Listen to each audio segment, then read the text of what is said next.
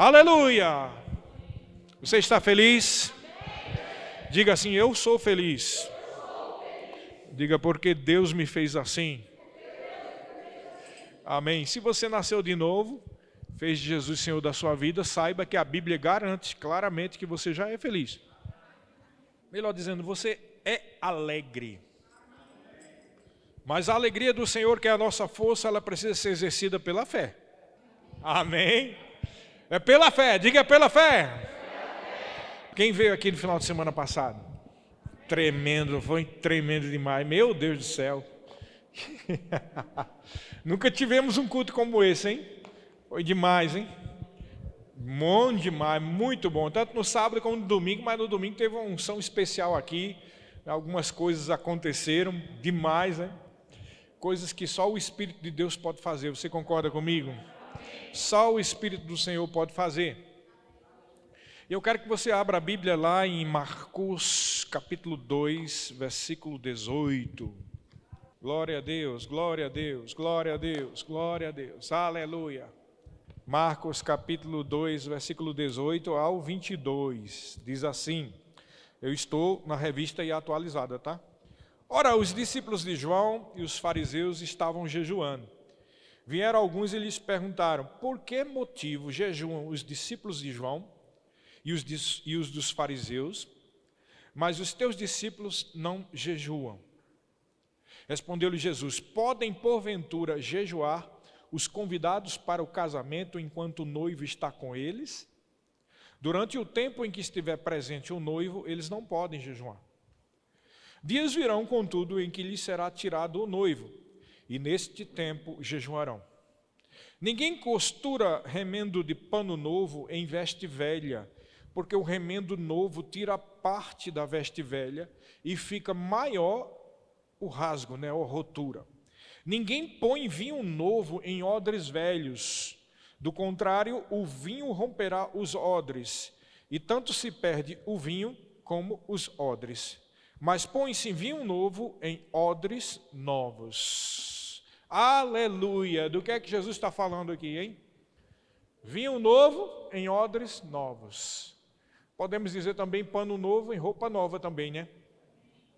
Porque ele fez a comparação, não se põe pano novo numa veste velha, porque senão se rasga. Por que se rasga? Porque o pano novo, ele está com os fios todos bonitinhos lá, tudo fechadinho. O pano velho, ele já está todo amarrotado. É mais fácil dele rasgar. Da mesma maneira, o odre velho, ele já está todo rachado. O que é um odre, né? Deixa eu explicar para você o que era um odre. O odre é um tipo de vasilha, em alguns lugares no deserto ainda se usa, mas na época de Jesus era muito comum, que era feito com peles de animais, de preferência cabra ou bode, né?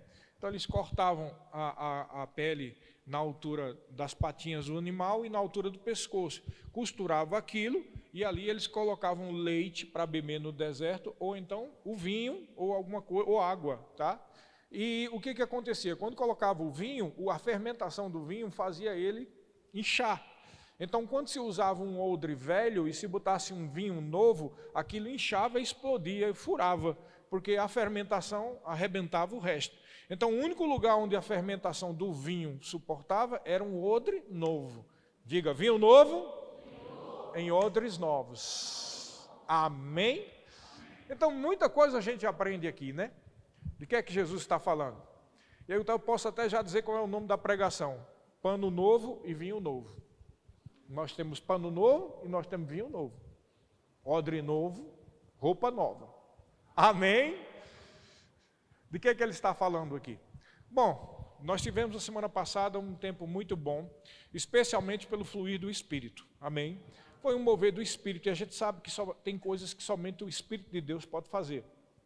Só o Espírito de Deus pode fazer algumas coisas. Agora, sabe por quê? Porque a própria palavra de Deus diz que o Espírito Santo é quem convence o homem do pecado, da justiça e do juízo. Podemos traduzir o seguinte, o Espírito do homem é quem convence o homem que precisa se arrepender. Quando a gente fala pecado, todo mundo pensa logo uma coisa bem feia, né? Roubo, adultério, né? Pecados sexuais ou coisa desse tipo. Mas pecado é toda vez que você erra o alvo. Pecado é toda vez que você não está seguindo aquilo que Deus está mandando. De maneira que muitos cometem pecados que às vezes só descobrem que estão cometendo pecados depois. Às vezes eles pensam que são pesos, como diz em Hebreus capítulo 12. Pesos e pecados. Mas às vezes tem certos pesos para algumas pessoas que na verdade são pecado. Por exemplo, assistir televisão pode ser um peso para alguns, mas para outros podem ser pecado. Porque Deus já vem falando com ele para deixar a televisão, para se consagrar mais, e a pessoa vive na televisão. Então deixou de ser peso para ser pecado. Você entendeu? E assim é variadas coisas. Então tem coisas que afastam as pessoas, e a Bíblia diz que é o Espírito Santo que convence o homem do pecado, também convence o homem da justiça, né? Ou seja, o que é necessário para viver uma vida correta. Justiça é a capacidade de ficar diante de Deus sem nenhuma culpa ou condenação. Essa é a chamada justiça de Deus. Alguém que é justificado é alguém que foi purificado pelo sangue. É exatamente um dos motivos pelo quais nós vamos estar aqui celebrando a ceia, é a justificação pelo sangue de Jesus. Amém? Glória a Deus. Já é motivo para se alegrar bastante, né?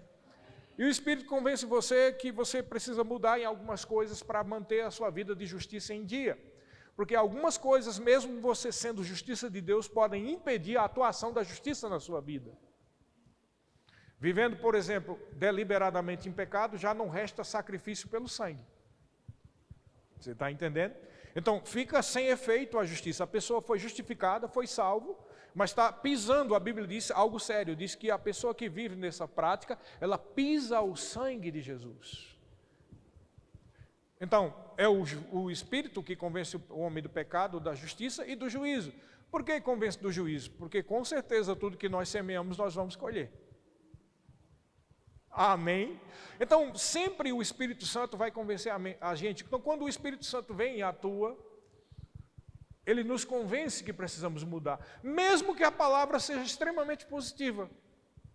Mesmo que venha uma profecia que diga, estou contigo, eu estou te ajudando, mas aí de repente a pessoa percebe que Deus é tão maravilhoso, tão amoroso, o Espírito do Senhor é tão benigno, que ele fala uma coisa boa para você, mesmo você sabendo que precisa mudar. Aí você se envergonha e muda. É verdade ou não é? Às vezes o Espírito Santo fala uma coisa positiva para você, mas você vê que tem algo errado na sua vida e você se conserta. Então, mesmo que seja indiretamente, o Espírito vai convencer você do pecado. Amém? Quando estamos em um ambiente muito bom, de alegria, de felicidade, um ambiente onde o Espírito do Senhor flui, também, mesmo assim, nós somos convencidos que precisamos melhorar. Não é verdade? Precisamos ser mais humildes, não é verdade? Precisamos deixar de olhar negativamente para o próximo e começar a olhar positivamente, porque você não é Deus, você não conhece o coração das pessoas. É verdade ou não é? Então, aprendemos a, em vez de ser um peso para as pessoas, ser um alívio. Diga comigo, eu devo ser um alívio e não um peso. É muito ruim ser o peso, né? Nós que somos ministros, por exemplo, nós devemos ter sempre isso em mente, que a gente não seja o atrapalho para alguém. Amém? Eu mesmo já fiz esse tipo de oração. Senhor, se eu estou atrapalhando a tua obra, então me guia para outro lugar e manda outra pessoa. Isso não é falta de segurança, nem saber o que é simplesmente o fato de que você está se expondo a Deus.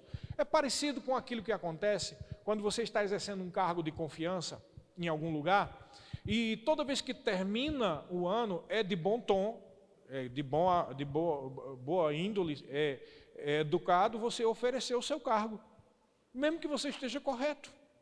Porque dessa forma você se expõe à liderança e diz, olha, estou aqui, se o senhor quiser me tirar, ou a senhora quiser me tirar, fica livre, eu quero só fazer o que é o melhor.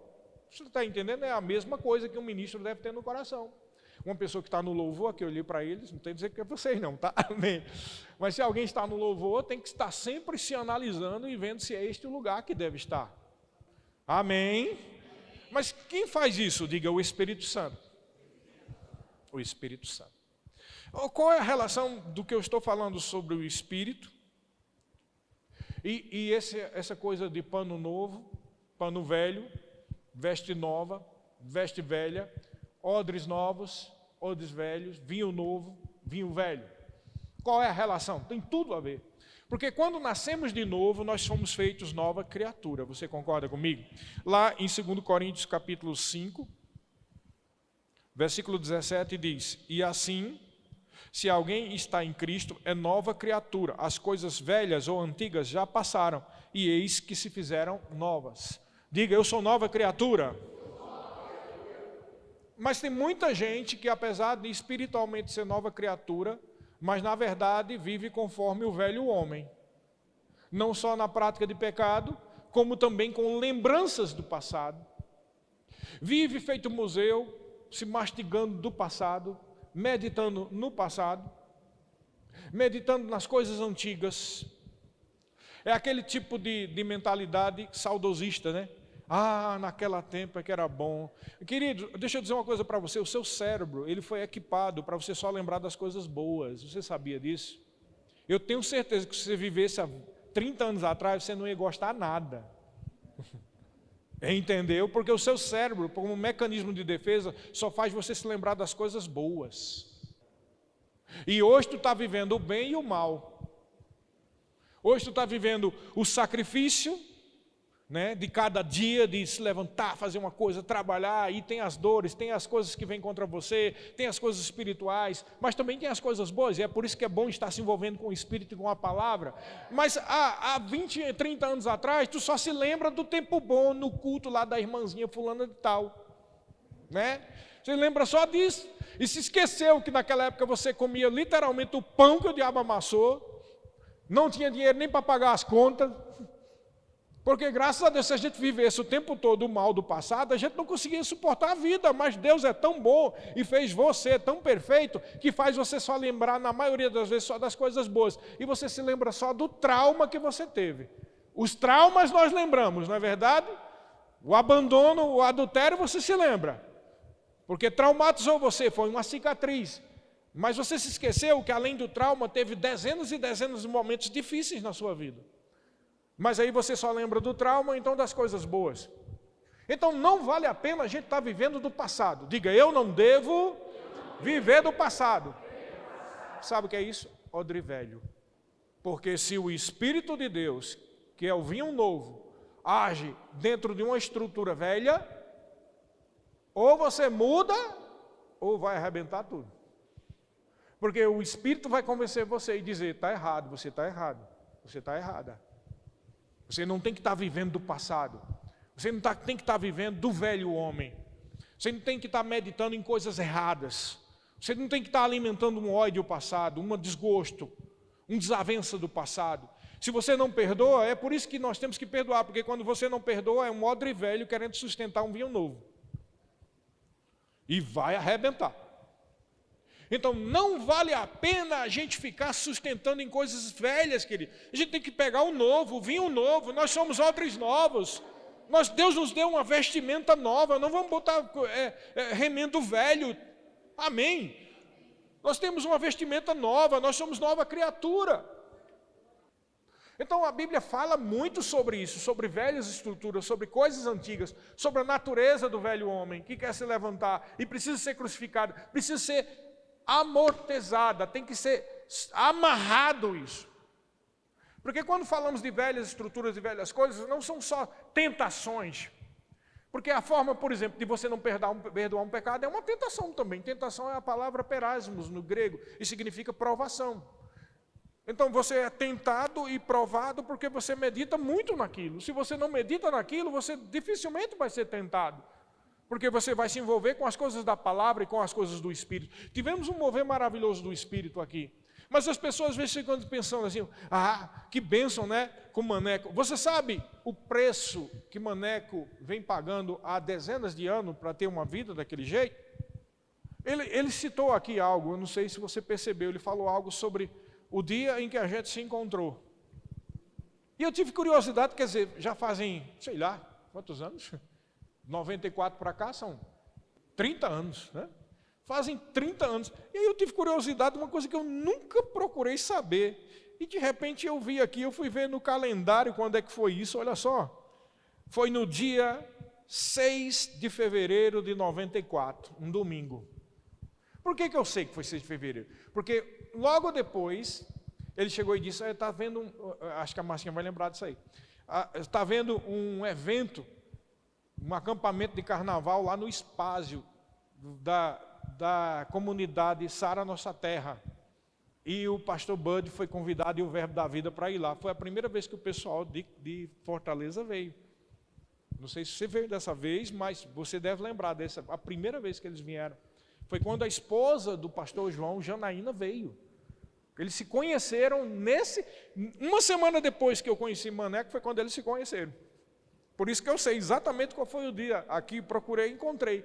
No dia 6 de fevereiro de 1994, eu cheguei naquele lugar, na igreja presbiteriana de Campina Grande. E o Maneco era da igreja presbiteriana. E lá é como o templo de Salomão. Tem uma escadaria assim. E lembra que ele disse, eu estava lá, eu tinha 8 responsabilidades no final do culto. Mas eu mesmo tendo que ter essas 8 responsabilidades, o Espírito Santo, é isso que eu quero trazer para você, disse, vai lá nas escadarias. E quando ele foi, eu me lembro que eu estava assim atordoado no meio daquela multidão, e ele olhou para mim e disse assim, você é Sérgio Neiva? Sou. Você foi daqui há tantos anos atrás, assim, fui. Deus está mandando falar algo com você. E aí, só para resumir para vocês, a minha conversa com ele terminou lá nas escadarias, fomos para a casa dele e eu fiquei até 4 horas da manhã e ele ministrando para a minha vida. E aí foi quando uma semana depois ele me convidou para ir para esse evento da Sara Nossa Terra.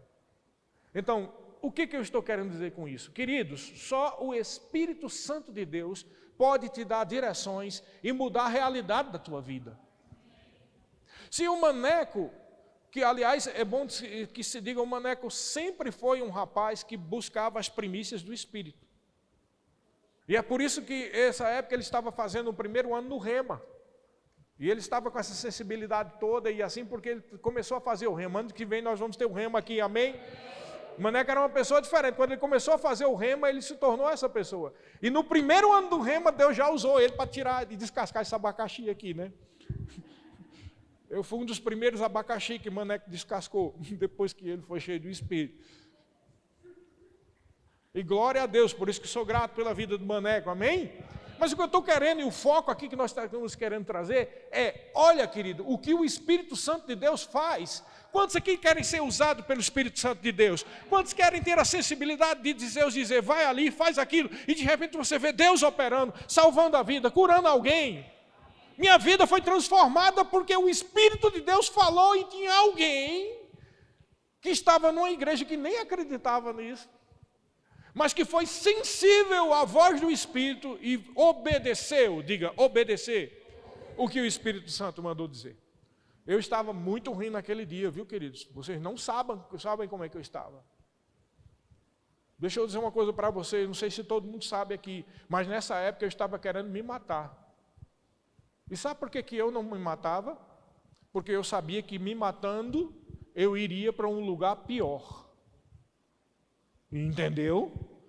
Mas eu morava sozinho numa casa, minha vida estava ruim, na minha casa tinha uma espingarda, 32, ali debaixo, uma espingarda que eu ia caçar com meu pai quando ele era vivo. E estava debaixo do guarda-roupa, numa caixa. De vez em quando eu olhava para ela.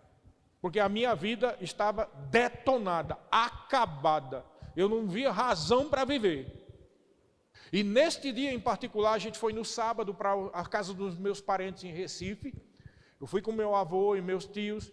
E quando eu vinha voltando no domingo à tarde, eu vim em lágrimas, sem parar. E só, no meu coração eu só dizia, Deus, olha só a minha oração. Silenciosa, tá? Eu dizia, Deus, eu não aguento mais, eu não aguento mais, eu não aguento. Fala comigo. Agora, Senhor, por favor, não usa ninguém que eu conheça, porque se tu falar através de uma pessoa que eu conheço, eu não vou acreditar. Olha como é que estava a minha mente. E eu não aguento mais. Quando eu cheguei em Campina Grande, eu peguei o carro e saí rodando em busca de uma igreja. Passei na frente da presbiteriana, parei ali, desci, fui para o culto, cheguei lá no culto, eu não consegui ouvir nada que o pastor estava dizendo, de tão atormentado que eu estava. E saí daquele culto desesperado, porque não ouvi a voz de Deus. Quando eu estava nas escadarias, o que é que aconteceu? O Espírito do Senhor falou para alguém e alguém ouviu. Então, vale a pena ser sensível ao Espírito. Queridos, a vida de alguém pode estar dependendo de uma sensibilidade sua ao Espírito de Deus. Porque as pessoas, quando estão atormentadas, como eu estava naquela época, não ouve Deus, você não ouve, a não ser que o próprio Deus apareça na sua frente. Você não consegue, porque sua mente está lá, atordoada, só pensando besteira.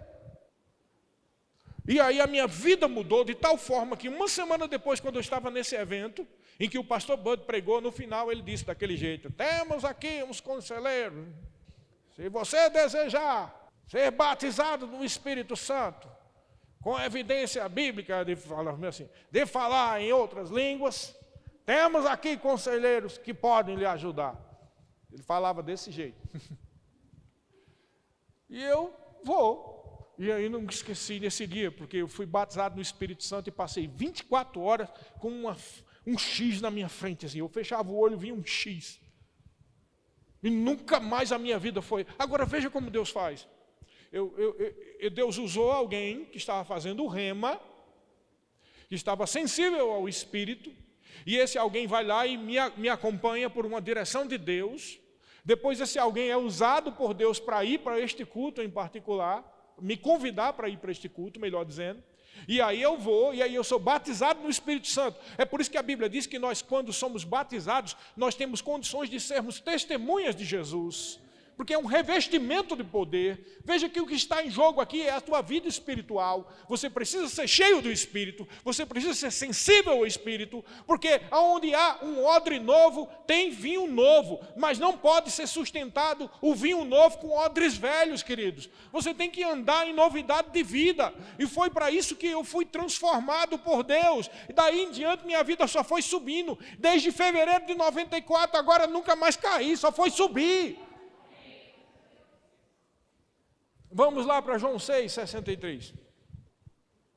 O Senhor Jesus Cristo disse assim: o Espírito é o que vivifica. Queridos, quem é que vivifica? Diga, o Espírito.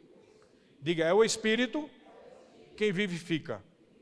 Diga, não é a racionalidade, não é a denominação, não são as amizades, nem mesmo a família. Diga, é o Espírito. Então Jesus disse, é o Espírito que vivifica. A carne para nada aproveita. As palavras que eu vos tenho dito são Espírito e são vida. A palavra de Deus, quando proferida debaixo de uma inspiração, ela é carregada de unção, ela é carregada do Espírito e ela produz vida, porque ela gera fé, e é através da fé que você é vivificado.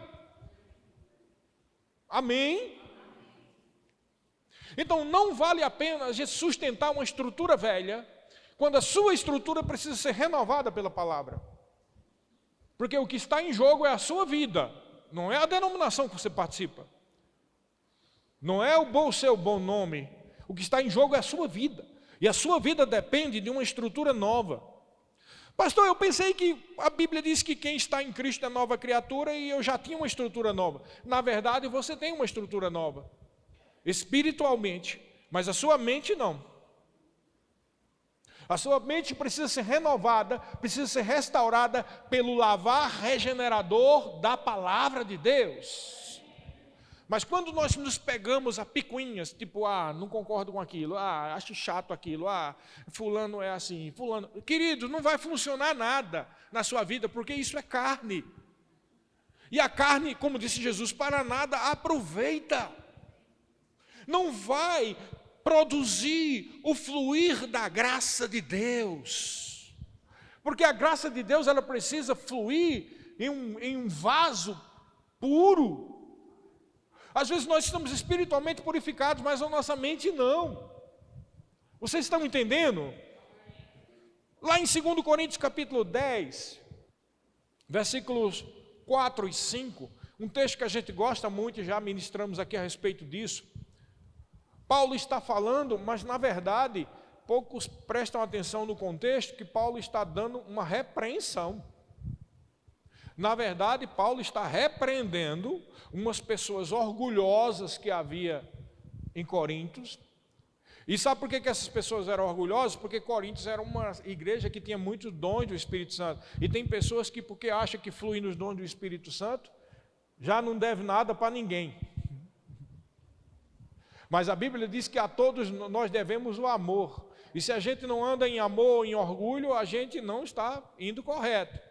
E tinham pessoas ali achando coisas de Paulo. Lá adiante, no capítulo 4, Paulo dá a entender, ou no capítulo 4, não, depois desses 4, versículo 4 e 5, no capítulo 10, Paulo dá a entender que essas pessoas diziam assim dele, olha, as cartas de Paulo são bem complexas, hein? Cheias de conhecimento teológico. Mas a palavra dele é fraca. E ele, pessoalmente, é desprezível.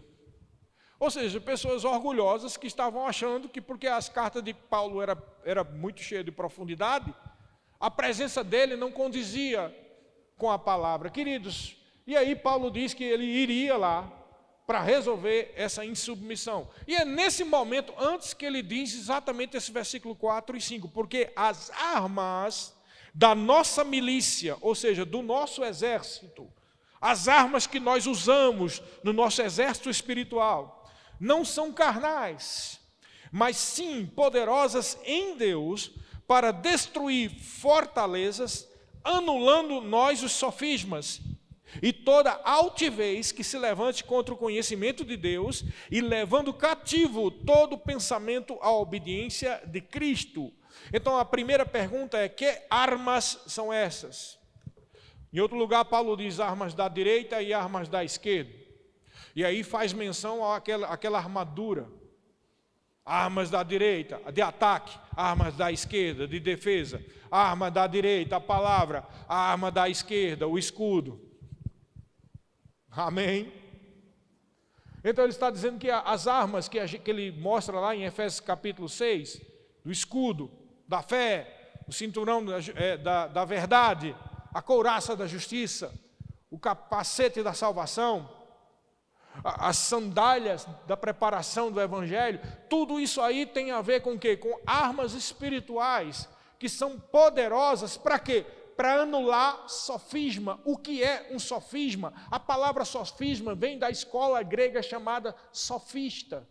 Essa escola sofista, de filósofos sofistas, eles eram treinados para ensinar uma mentira tão perfeitamente que parecesse uma verdade.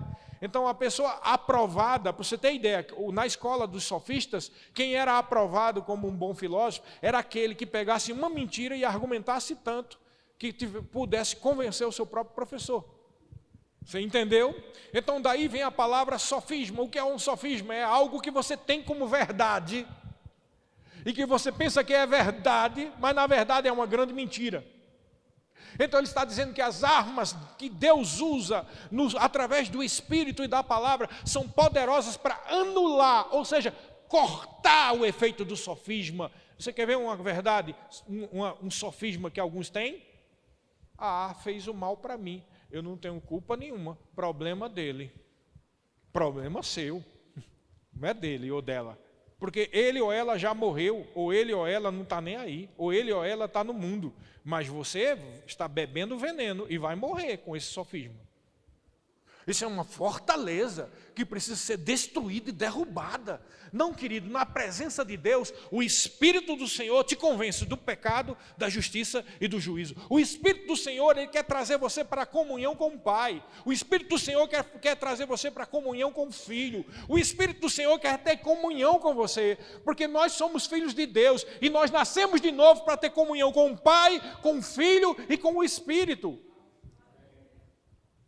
Tem coisas que somente o Espírito Santo pode fazer. Nenhum homem tem poder de convencer pela argumentação natural. Somente o Espírito de Deus pode convencer. Amém, queridos? A Bíblia fala muito sobre essas velhas estruturas. Uma fortaleza baseada em sofisma é nada mais nada menos do que um odre velho. É um odre velho. Sabe que tem muitas pessoas dentro da igreja com odres velhos? Sua vida é um odre velho.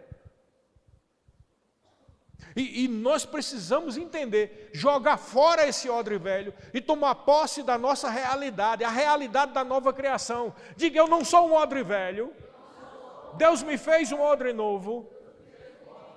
Diga, Deus me deu roupa nova. Não temos que viver segundo o passado. Toda vez que a gente volta para o passado, a gente está querendo voltar para a velha natureza. Não, Deus tem grandes coisas. Você tem que olhar para frente. E para frente sempre é crescendo.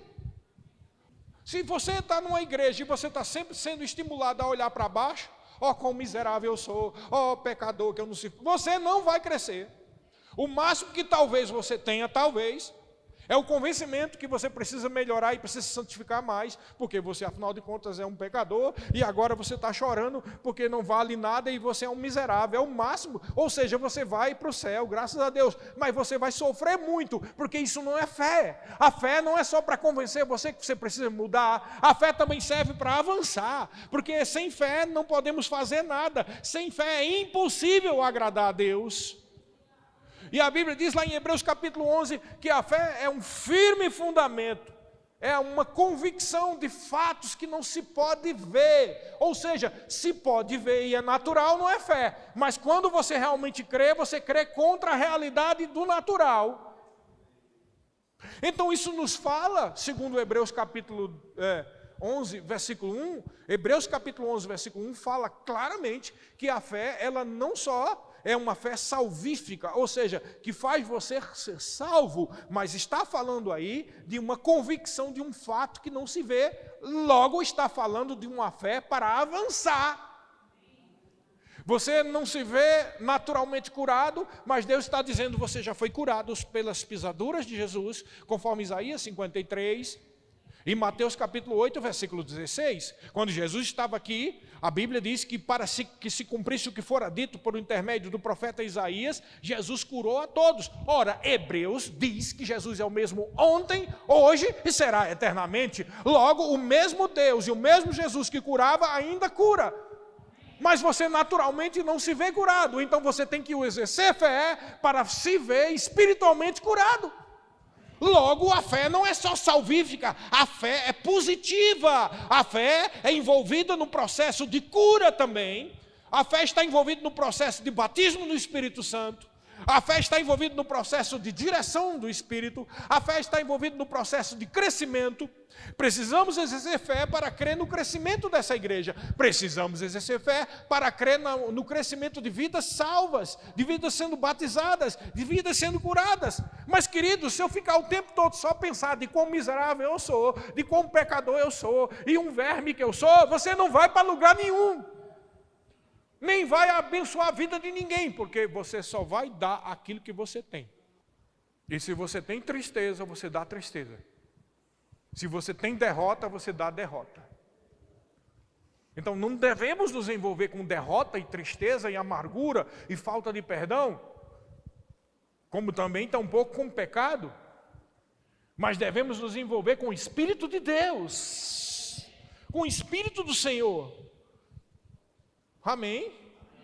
Como eu me envolvo com o Espírito do Senhor? Orando em todo o tempo no Espírito. Se é batizado no Espírito Santo, você se envolve orando em todo o tempo no Espírito. Os demais não precisam levantar, mas quem é batizado no Espírito Santo, levanta a mão. Você sabe que você, como é batizado no Espírito Santo, você pode orar em línguas em qualquer hora. É um outro engano que a religião diz. A religião diz que só podemos orar em línguas quando o Espírito quer. Ora, é quando o Espírito quer batizar, mas o Espírito já quis. É por isso que o único dom do Espírito, o primeiro dom que é dado a você é língua. Sabe por quê? Porque é o primeiro que você mesmo ativa pela fé. Porque você só pode dar aquilo que você tem. E a Bíblia diz lá em Efésios capítulo 6 que nós devemos orar em todo o tempo no Espírito. De que ele está falando? Orar em línguas. Lá em Judas diz que, em João, diz que nós somos edificados, a nossa fé santíssima é edificada orando no Espírito. O que é orar no Espírito, querido? Toda oração é espiritual. Você concorda comigo? Diga comigo, toda oração a Deus é espiritual. Você já viu a oração a Deus carnal, só se for em pecado. Se eu digo, Deus abençoa esse povo, eu estou orando espiritualmente, ou não estou? Quando a gente diz, vamos orar por fulano, a gente está orando espiritualmente, não está?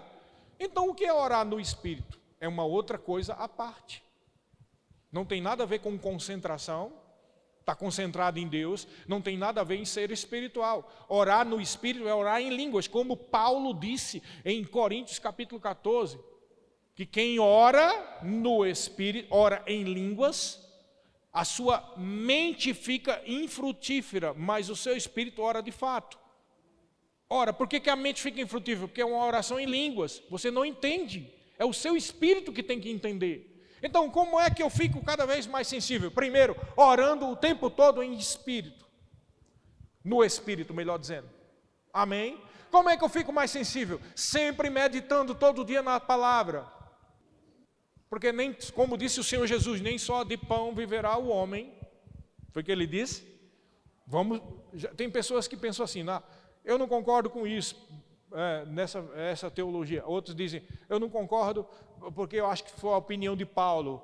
Eu não concordo porque foi a opinião de Pedro. Tá bom, então não vamos falar de Pedro nem de Paulo, vamos falar de Jesus. Tá? E Jesus diz assim, olha, nem só de pão viverá o homem, mas de toda a palavra, lá no original é rema, de toda a rema que procede da boca de Deus. O que Jesus está dizendo é que você deve receber e meditar e se alimentar da palavra cotidianamente. Amém?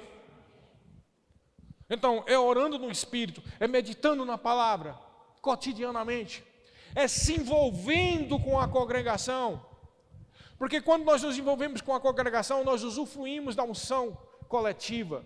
Estávamos aqui a semana passada, quando houve aquele mover do Espírito. Ora, se você tivesse ficado em casa, você tinha perdido.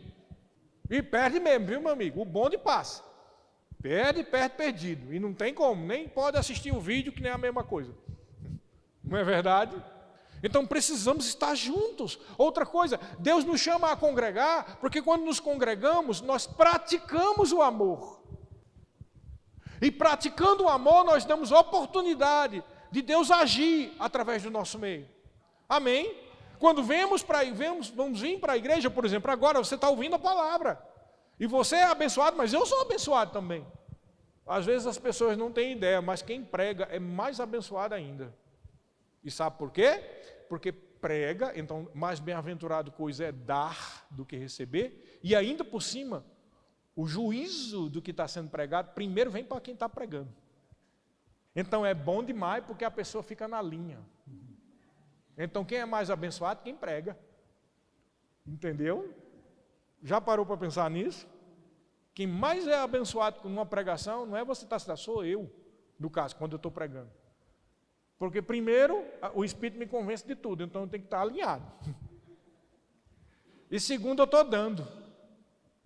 Amém? Isso quebra toda a expectativa das pessoas de pensar, eu não concordo muito com ele não. Ele está dizendo a opinião dele. Querido, se for minha opinião, quem perde primeiro sou eu. Já parou para pensar nisso? A não ser que eu fosse um sem vergonha safado que não tivesse consideração nenhuma pela palavra de Deus. Aí a Bíblia diz que a ocasião do juízo de Deus começa pela casa. Somente. Sei lá, pausa para a reflexão. Então quem prega tem que ter o maior cuidado. Viu? E ai de mim, se não pregar a palavra segundo o que Deus diz que é para falar. Porque o primeiro que é juizado sou eu. Então você pode ficar tranquilo, que não sou eu que estou falando, é Deus. Amém, queridos? Então Deus nos chama para uma convivência próxima com Ele. É por isso que a Bíblia diz lá em Efésios capítulo 4, versículo 20 ao 24, abre aqui. Olha, Efésios capítulo 4, versículo 20 ao 24. Mas não foi assim que aprendeste a Cristo. Se é, olha a pergunta dele, se é que, de fato, o tendes ouvido e nele, em Cristo, fostes instruído, segundo é a verdade em Jesus. No sentido de que, quanto ao trato passado, ou seja, o odre velho, a roupa velha, vos despojeis do velho homem, ou seja, jogue fora essa roupa velha de mágoa, de rancor, de tristeza, de pecado. de lascívia, jogue isto fora para o teu próprio bem. Vos despojei do velho homem que se corrompe.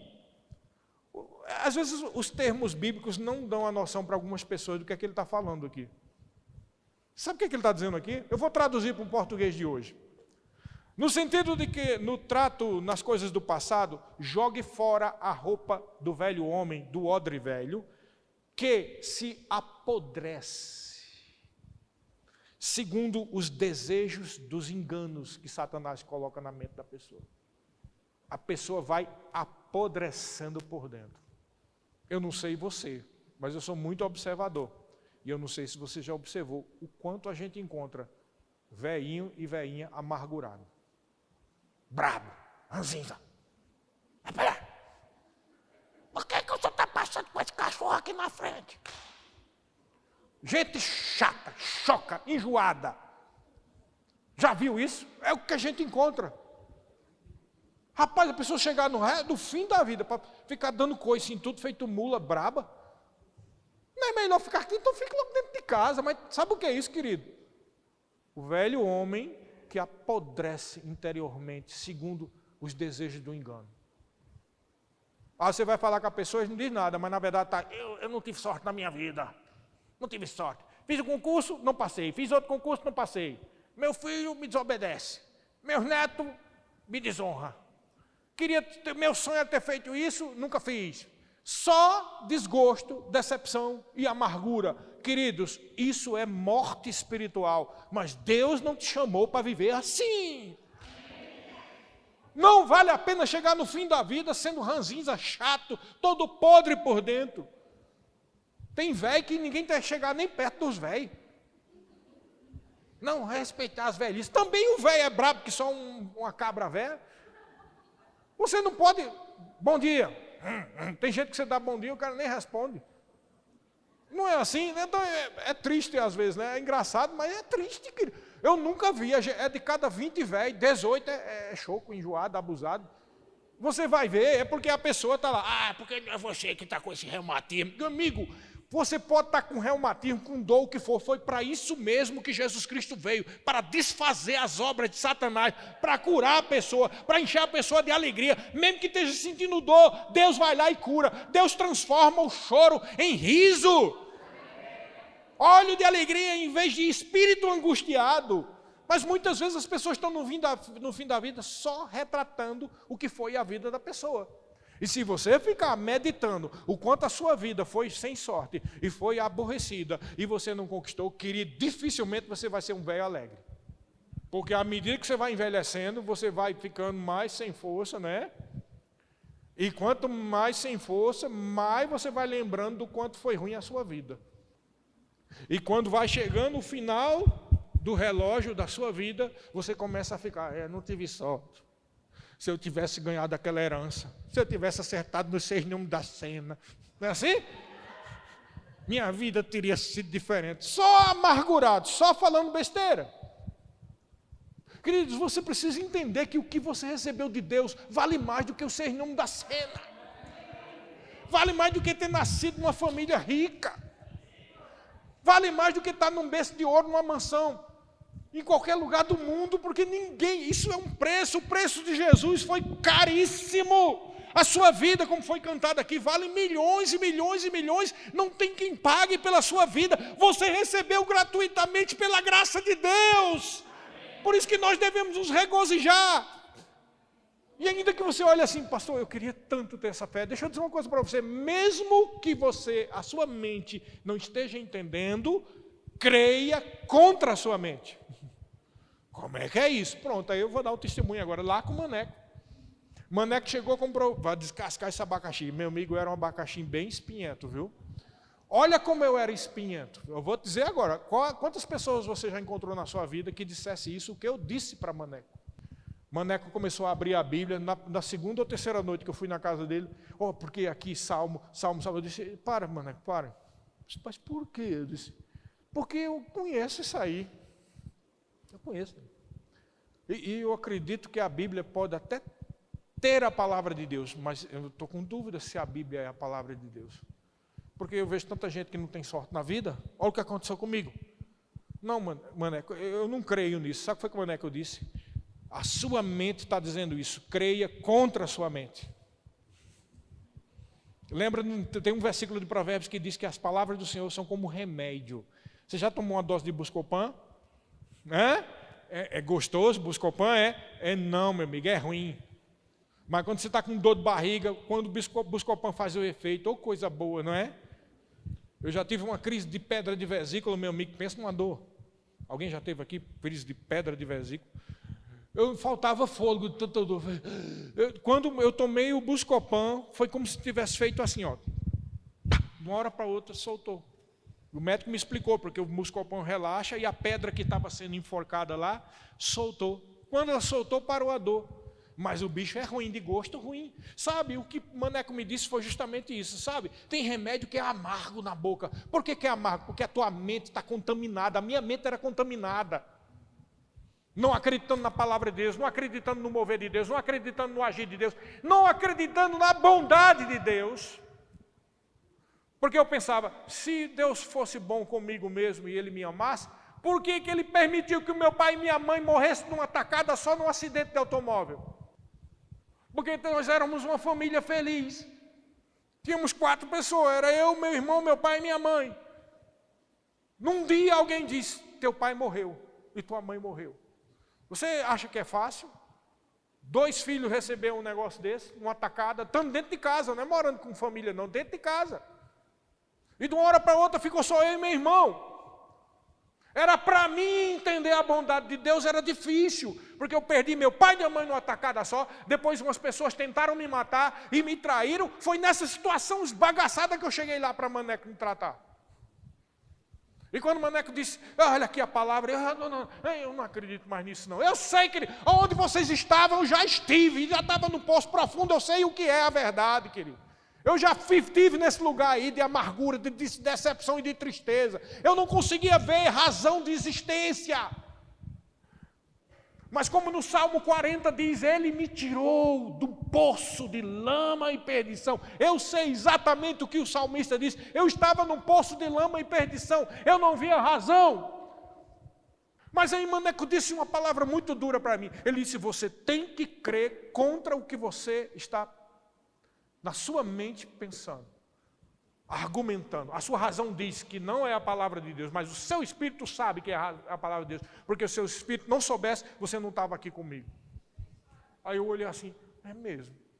Deixa eu dizer uma coisa para vocês aqui, o seu espírito sabe que o melhor é estar aqui, ouvindo a palavra, porque se não soubesse, você não estaria aqui.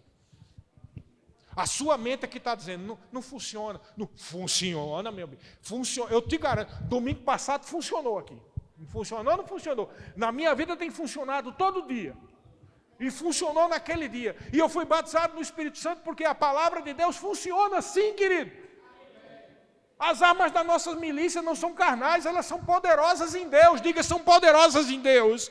Elas são poderosas, querido. Poderosas em Deus, isso significa que pode anular todo engano e botar por terra toda essa mentira que pode estar na tua mente. Porque ninguém quer viver derrotado. Ninguém quer viver na tristeza. Quem é que gosta de tristeza aqui? Ninguém, eu tenho certeza. Ninguém gosta de tristeza e de derrota. Eu também não. Mas tem coisas que você precisa entender. Só o Espírito pode resolver. Então, vale a pena se envolver com as coisas espirituais. Vale a pena orar mais, vale a pena orar em línguas, vale a pena não faltar nenhum culto, vale a pena meditar todos os dias na palavra, vale a pena dar consideração à palavra, se você estiver na minha condição, que eu acho difícil, é melhor crer contra a sua mente. A sua mente. Sabe como é que eu fazia? Querido, não era fácil. Eu chegava à Bíblia e o Maneco me dizia, olha, tem esse versículo, medita nesse versículo, ou começa a declarar esse versículo, creia nesses versículos, aí eu começava a crer, porque deveras haverá um bom futuro. Querido, na minha mente, eu pensava, que futuro que nada? Como é que vai ter futuro na minha vida? Que ajuda eu tenho? Deveras haverá um bom futuro e não será frustrada a tua esperança. Porque tem momentos que a tua mente fecha assim e você não vê futuro em lugar nenhum. Alguém já passou por isso? mas eu decidi crer. Por isso que Jesus Cristo disse, olha, o reino de Deus, desde o dia de João Batista até hoje, ele é conquistado pelo esforço. Você pode ter absoluta certeza que estou aqui com uma esposa maravilhosa, com 2 filhas maravilhosas, com vocês que são um povo maravilhoso, aqui nessa igreja maravilhosa, nessa cidade maravilhosa, nesse momento maravilhoso, com um Deus maravilhoso, com um Espírito maravilhoso, porque eu decidi crer. Senão eu estava lá, numa sepultura, morto lá. Você entendeu? Não é pelo esforço humano, mas eu preciso decidir, querido. Se eu não tivesse decidido por Cristo, pelo Senhor, pelo Espírito, eu não tinha chegado até aqui. Mas a graça do Senhor se tornou poderosa na minha vida, e é pela graça que eu estou aqui até agora, e é essa graça que tem suficiência para te levar, desde que você creia no poder do Senhor. Existe graça, diga comigo, tem graça. Existe graça de Deus, irmãos, graça sobre graça, graça do Senhor para te ir adiante, para você ir adiante, graça do Senhor para você crescer, graça do Senhor para te livrar da morte, graça do Senhor para sustentar a tua vida, graça do Senhor para fazer os benefícios da nova criação virem sobre a sua vida. E quando dizemos o título da pregação, né? Vinho novo e pano novo, o que é que significa isso? Na verdade, hoje nós temos, entre aspas, pano novo. O que é o pano novo? As realidades da nova criação em Cristo. Amém? Pano novo. Pano novo. Mas o que seria o vinho novo? O vinho novo é o teu espírito recriado que se tornou a habitação do Espírito de Deus. Mas por que é o teu espírito recriado e não o Espírito de Deus? Porque dentro do odre novo tem que ter o vinho novo. Ele é novo por causa da influência do Espírito Santo. Mas o próprio vinho é o teu espírito, ou seja, o teu coração. Como foi profetizado em Ezequiel: dar-lhe-ei a este povo um coração de carne e não de pedra. Amém. Então você é um pano novo, você é um odre novo, e o Espírito do Senhor recriou o teu espírito. Então isso são realidades que você tem em Cristo. Mas, queridos, você só pode andar segundo essas realidades se você decidir crer. Vocês estão entendendo? Mas requer um esforço, diga, requer um esforço. Tem que se esforçar. Não são obras. Na verdade, não são obras para justificar você diante de Deus, porque obras não agradam a Deus, só fé. Mas estar se esforçando não é para agradar a Deus. Estar se esforçando é para mudar a sua própria vida, para a sua mente ser renovada, para você se tornar alguém apto para ser usado por Deus. Você já parou para pensar? Maneco estava há 1 ano só fazendo rema. E, queridos, eu posso não parecer grande coisa, mas eu estou aqui em pé hoje porque ele decidiu obedecer à direção do Espírito. Vai lá na escadaria. Fica sensível. Fica sensível. Deus pode requerer de você que você vá a algum lugar fazer alguma coisa. Diga comigo, eis-me aqui, Senhor. Oh, aleluia, oh, aleluia, oh, aleluia. Obrigado, Senhor. Obrigado, Deus. Obrigado. Obrigado, Senhor, porque nós somos pano novo, nós temos veste nova, nós somos odres novos, Senhor. Não queremos viver, Senhor, segundo a velha natureza, não queremos viver segundo o velho homem que se corrompe, que apodrece, que não leva para lugar nenhum, porque, como disse Jesus, Senhor, a carne para nada aproveita, mas as palavras que vêm de Ti, Senhor, são espírito e são vida. Obrigado, porque essa palavra Tua tem poder de nos vivificar, essa palavra gera fé, Essa palavra muda a nossa vida, Pai, porque é a rema, a palavra que vem do trono de Deus para modificar a nossa vida. Obrigado porque temos recebido graça sobre graça, graça sobre graça. Temos recebido palavra de Deus sobre palavra de Deus. Temos recebido do Teu Espírito, Pai. Eu declaro em nome de Jesus sobre essas vidas, que haja cada vez mais sensibilidade espiritual. Oh Senhor, convence cada um do pecado, da justiça e do juízo. Convence cada um daquilo que precisa mudar. Ou convence cada um daquilo que precisa estar apto para ser um vaso sensível, escolhido por Ti para toda boa obra. Senhor, eis-nos aqui, estamos aqui para fazer a Tua vontade, Senhor.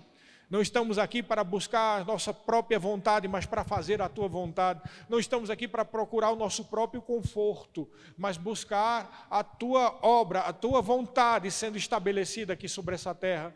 Oh Deus, obrigado, porque vemos pelos olhos da fé o crescimento dessa igreja, vemos pelos olhos da fé muitas vidas sendo salvas, vemos pelos olhos da fé muitos sendo batizados no Espírito Santo, vemos pelos olhos da fé muitos sendo curados. Senhor, nessa noite de ceia, nós queremos reconhecer o sacrifício de Jesus, queremos reconhecer a obra salvadora do Senhor Jesus Cristo. Nós respeitamos a Tua palavra, nós honramos o Teu santo nome, nós honramos a Tua presença, Espírito de Deus. Obrigado, Pai, pelo dia de hoje e por tudo que tens feito, em nome de Jesus. Amém.